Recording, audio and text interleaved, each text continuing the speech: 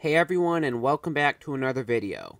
Today we're going to be talking about a race that may not look to be the most exciting on paper, but if it had lasted just a little bit longer, it could have been one of the most memorable race endings in Formula One history. The race in question is the 1958 Belgian Grand Prix at Spa. We've seen quite a few memorable endings to races over the years, and one of the most memorable ones is the 1982 Monaco Grand Prix. If you're not aware of this race, in the closing laps, Alain Prost, who dominated most of the race, crashed out, handing the lead to Riccardo Patrese, who then spun. This handed the lead to Didier Pironi, who ran out of fuel, and then it looked like Andrea de Cesaris would take the lead, but he also ran out of fuel. Derek Daly then looked like another potential leader, but he then stopped on track, and Patrese came around to take the win despite having just spun. The whole situation led to James Hunt, who was commentating the race on the BBC, saying, "We've got this ridiculous situation where we're all sitting by the start-finish line waiting for a winner to come past, and we don't seem to be getting one." The same type of occurrence is what nearly happened at the 1958 Belgian Grand Prix. Before getting into it though, if you enjoyed the video, then please give it a like and share the video, and if you want to see more similar content, then you can subscribe to the channel. Belgium was round 5 of the 11-race season in 1958, and heading into the race, Stirling Moss was on top of the championship standings with 17 points, having already won earlier that year at the Argentine and Dutch Grand Prix. Luigi Musso in a Ferrari was his closest competitor with 12 points, while Mike Hawthorne, who would eventually win that year's championship, was off to a slow start with just 7 points so far. Moss and Van Wall were the favorites heading into the weekend, but after qualifying, it looked like Ferrari may have the advantage, as Hawthorne took the pole by 4/10 over his teammate Musso, while Moss would start in third, and he was half a second off the pole time. Another Ferrari of Peter Collins would start in fourth, and the second Van Wall of Tony Brooks would qualify in fifth.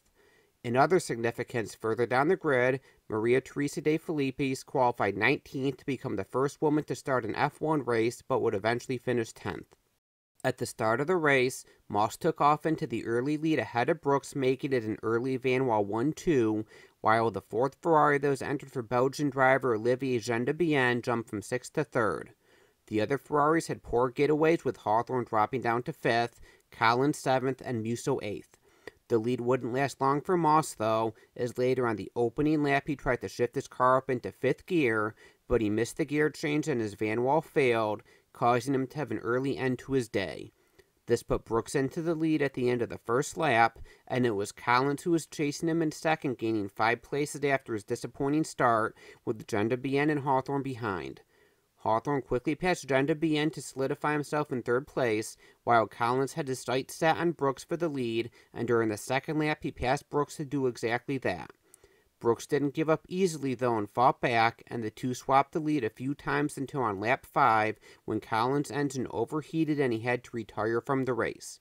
On the same lap, Musso's Ferrari had a tire failure, causing him to have a heavy incident, but fortunately he was able to walk away. But at this point, the two leading teams in Van Wall and Ferrari had already been hit heavily with reliability issues.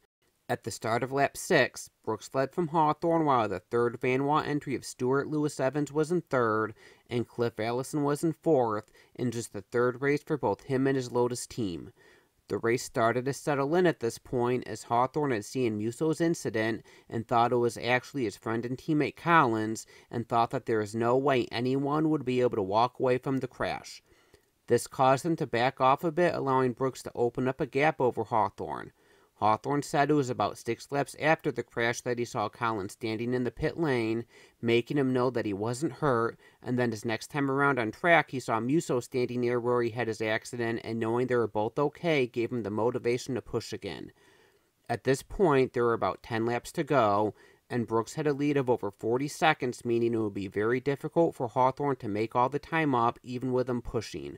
Brooks wasn't giving it everything either, and once Hawthorne started to pick up the pace, Van Wall notified Brooks to pick up the pace as well. Hawthorne was still slowly gaining, but it was not enough, and it looked like the race was pretty much a formality. By the time they started the last lap, the only thing really left up for grabs was the fastest lap, which was worth a point at the time, and Hawthorne was determined to make sure to get it so he could get the point. Brooks came to La Source on the last lap, which was then the last corner instead of the first as it is today, to take the checkered flag, but as he came through the corner, his gearbox started to jam up. Fortunately for Brooks, he was able to find third gear to take him to the finish line, but had he had to go any further, he would have had to retire from the race. About 20 seconds later, Hawthorne came around still in search of the fastest lap. Right before he crossed the line, his engine went up in smoke, but he was still able to cross the line for second, and he also achieved his goal of the fastest lap despite the blown engine. Like Brooks, though, if he had to go any further, then he would have had to retire his car.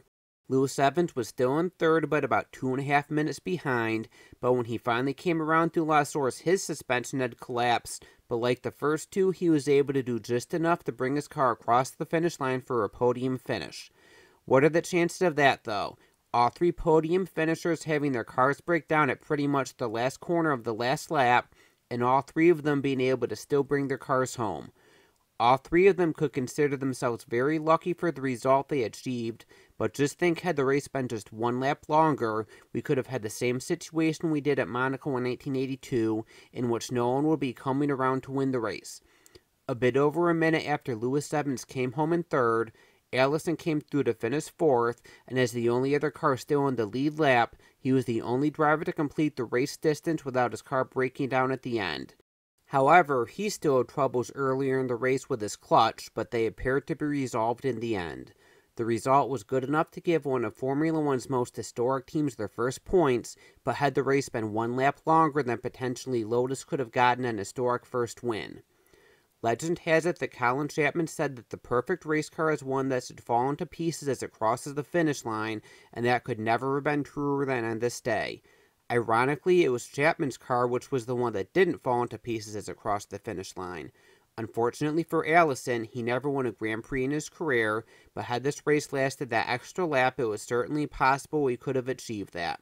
As for Lotus, they would have many victories and championships come their way over the years. As for the race itself, it really got Hawthorne back in the championship fight, and he would now only be 3 points off the championship lead behind Moss, and he would win the next race in France, and then finish second at 4 of the last 5 races in the season. This allowed him to take the championship by a single point over Moss, so had the engine failure come a little bit earlier, it could have potentially cost him the championship. Overall, though, this race shows how what can sometimes look like a boring race on paper could have at least had some excitement in it, and just how quickly a dull race could potentially turn. Hopefully you enjoyed the video and let me know what you think.